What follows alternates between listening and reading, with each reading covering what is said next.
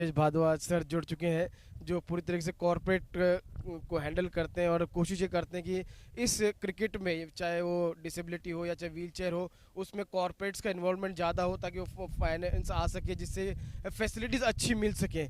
तो राजेश सर, जब अप्रोच करना होता है कॉरपोरेट्स को इस तरीके के क्रिकेट के लिए, तो काफ़ी परेशानियाँ होती होंगी। हाँ, डेफिनेटली। मैं देखता हूँ, पिछले 2 साल से कॉरपोरेट से मिलता हूँ और कॉरपोरेट के अंदर पता लगता है कि इन बच्चों के लिए जब सारी चीज़ें समझानी पड़ती है कि ये दिव्यांग बच्चे और इसमें देश में देश के लिए खेल रहे हैं और देश का नाम ऊंचा कर रहे हैं, तो आज की तारीख में मैं देखता हूँ आप धीरे धीरे 2 साल में ये स्थिति आई कि कॉरपोरेट थोड़ा रिस्पॉन्स देने लगा है। बट अगर मैं कहूँ कि हमारे नोएडा के 2-3 बड़े कॉरपोरेट जैसे एपीएल अपोलो है, संजय गुप्ता जी की, और उनके फाइनेंस हेड दीपक गोयल जी है। मैं इनका दिल से धन्यवाद करता हूँ कि वो हर समय हमारे दिव्यांगों के लिए इतना सोचते हैं। इस बार भी उन्होंने टाइटल स्पॉन्सरशिप दी है। साथ में हमारे जो एसोसिएट पार्टनर हैं, एकोलाइट शूज हो गया, सूर्या रोशनी हो गया, सीआरसी हो गया, सीआरसी के कुणाल भल्ला और सतीश गर्ग जी को मैं बहुत बहुत धन्यवाद देता हूँ। एकोलाइट के शूज़ के जो ऑनर हैं देवेंद्र गुप्ता जी, उनको भी बहुत बहुत धन्यवाद देता हूँ। और राजू बिस जी जो एमडी है सूर्या रोशनी के, उनको भी मैं बहुत बहुत धन्यवाद देता हूँ कि आज की तारीख के अंदर इन बच्चों की सुविधा के लिए अगर वो इतना काम कर रहे हैं। जो विराट और रोहित को, मेरा मकसद यही है कि जो विराट और रोहित को जो फैसिलिटी मिलनी चाहिए वो इन बच्चों को मिले। और आने वाले समय में भी लगता है कि धीरे धीरे कॉरपोरेट जो बढ़ रहा है उससे हमारा इन बच्चों को बहुत सपोर्ट मिलेगा। मुझे मालूम है, जब मैंने रवि जी से ये मेरे को जिम्मेवारी दी थी तो मुझे पता था कि ये बच्चे धर्मशालाओं में सोते थे और ट्रेन के अंदर बाथरूम के पास सोते थे।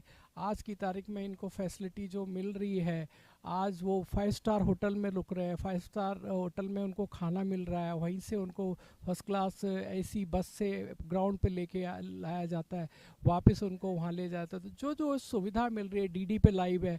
मेरी इच्छा जो आने वाले समय के अंदर है कि ये जो टूर्नामेंट हो गए उनको जियो के ऊपर जब हम लेके आ जाएंगे तो व्यूवर्स जो बढ़ेंगे, उससे इन बच्चों में बहुत उत्साह बढ़ेगा। और देश के मैं हर एक नागरिक से निवेदन करता हूँ और हम्बल रिक्वेस्ट करता हूँ कि वो अपना, भले ही अपनी तनख्वाह का 1 रुपया भी अगर निकाल के हमारे डीसीसीआई के अकाउंट में डालते हैं तो इन बच्चों का भविष्य बहुत और ऊंचा होगा। और जितने भी कॉरपोरेट्स हैं उनको मैं कहता हूँ, मैं ज़रूरी नहीं कहता कि वो 50 लाख या मेरे को 10 लाख दे या 5 लाख दे। आज की तारीख में अगर वो जितना भी सपोर्ट कर सकते हैं, लाख 50 जो भी सपोर्ट कर सकते हैं, और इनके लिए नए नए सेंटर बनवाएं। मेरी कोशिश है कि नोएडा के अंदर माननीय हमारे मुख्यमंत्री जी योगी नाथ जी से बात करके कि हाँ, एक नोएडा में सेंटर होना चाहिए डिसेबिलिटी का, जो कि उसके अंदर सारे बच्चों को ट्रेनिंग हो और उनको सारी फैसिलिटी मिले। ट्रेनिंग सेंटर के अंदर डॉक्टर की फैसिलिटी में, साथ में मैं एक और बात बताना भूल गया। यह यथार्थ हॉस्पिटल अजय त्यागी जी का, जो जिन्होंने हमें मेडिकल का जो है ग्राउंड के ऊपर सपोर्ट किया, उनके एम्बुलेंस डॉक्टर पिछली 23 तारीख से कंटिन्यू अभी तक लगी हुई है। मैं उनका तहे दिल से धन्यवाद करता हूँ कि उन्होंने अपनी पूरी टीम यहाँ भेज के और पूरे खिलाड़ियों के लिए सपोर्ट किया है। जी हाँ, वो पहल नज़र आ रही है, और जिस तरीके से फैसिलिटीज़ बढ़ते जा रही हैं खिलाड़ियों के लिए, चाहे कोचिंग स्टाफ हो।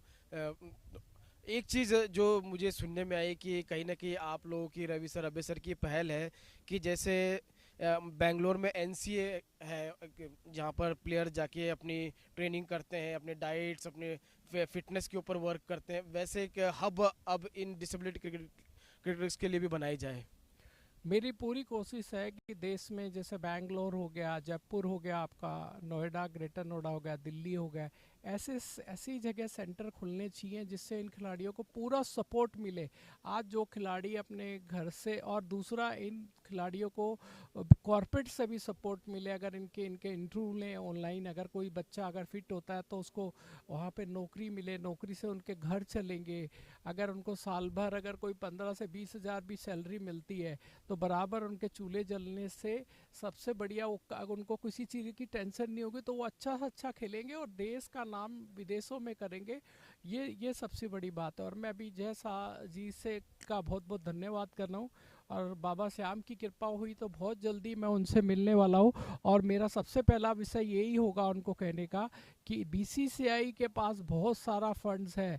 मेरे नॉलेज में जहाँ तक है 4 लाख करोड़ की एफडीआर है। अगर थोड़ा सा फंड इन बच्चों के लिए 10-15 करोड़ रुपए साल का देने लगे तो हमको घर घर ये जो हम जाते हैं कटोरा लेके, मैं तो इसको कहूँगा कई बार हमें फील होता है कि उनको हमें कॉर्पोरेट्स को फॉलो करना पड़ता है 1 दिन 2 दिन 4 दिन।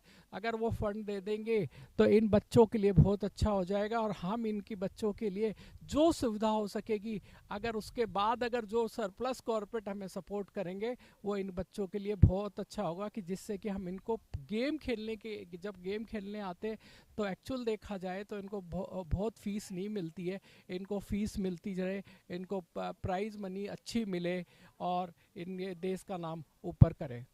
जी, आपने नाम ही बड़ा तगड़ा ले लिया श्याम बाबा का, तो जब उनका आशीर्वाद मिल जाता है तो फिर किसी की हिम्मत नहीं है कि किसी को रोक सके। और जो आपने कहा वो सच होकर रहेगा। धन्यवाद हमसे बात करने के लिए। जय श्री श्याम, जय जय श्री श्री श्याम। श्याम।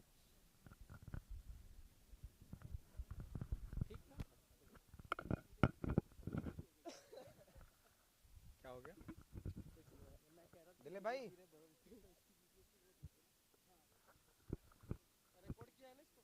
हाँ रिकॉर्ड ही है।